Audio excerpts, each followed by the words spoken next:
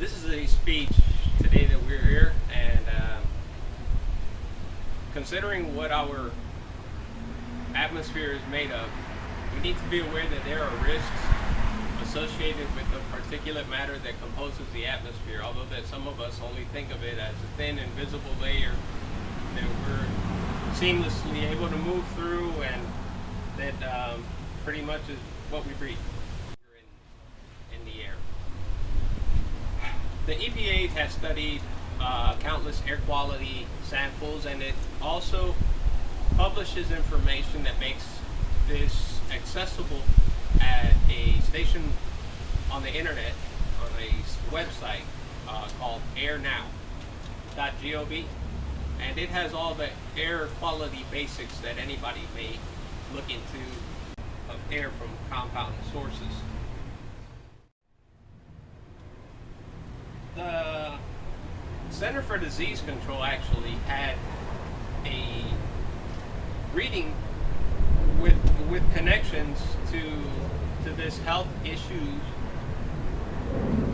and they have more than likely associated what the health potential hazards are with the influx of such chemicals. While to give validity to this, Rahat Sethi wrote an ebook.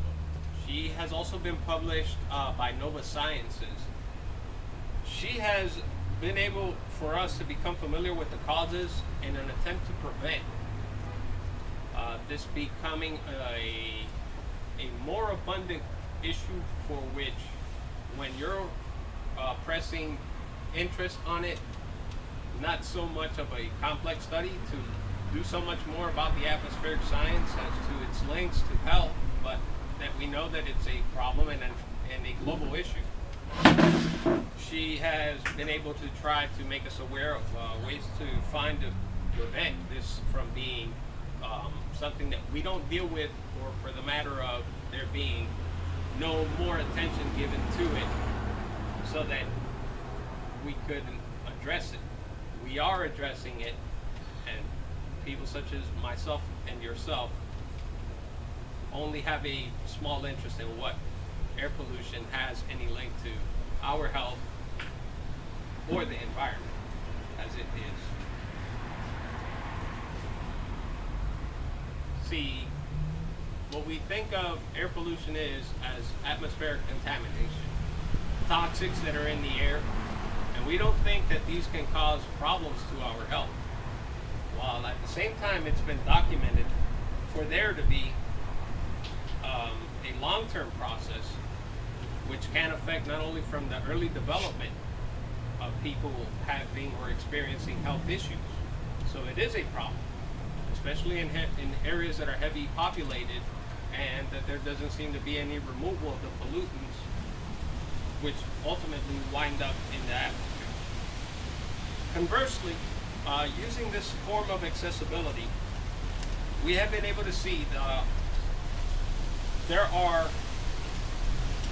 perhaps things that you may look at as far as what are the impacts to the environment.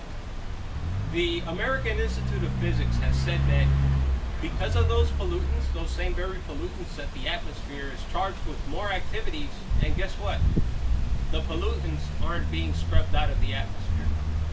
So now we have a reciprocal issue as to why these pollutants are linked to the environment and some form of environmental destruction.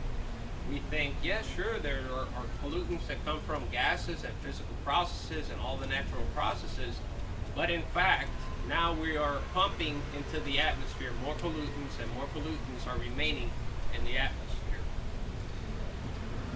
Controversially, the National Institute for Health has also linked to this epidemic many other sources. I mean, people want to fire off fireworks.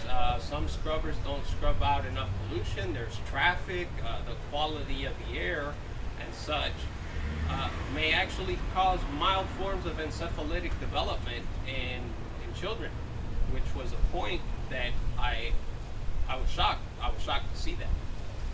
I was very shocked. While conversely, these adverse impacts of the quality of air can be monitored and observed. So I thought that it would be wise to bring this up to your attention. So the next time that you look at the air quality index and you want to have an idea of it, you maybe want to keep in mind something like that the World Health Organization the other day said that 7 million people every year die as a result of air pollution. So this was my goal, and this is this idea which we have on certain areas of life and those impacts that are revolving around this as we gain an understanding about it. I thank you for being my audience, and I thank you for joining me. Very well. Again, if you wanted to check the air quality index, it's air.gov. Airnow.gov. Oh, airnow.gov. And the amount of particulate that's safe is under 50. Anything that reaches 300 is much hazardous.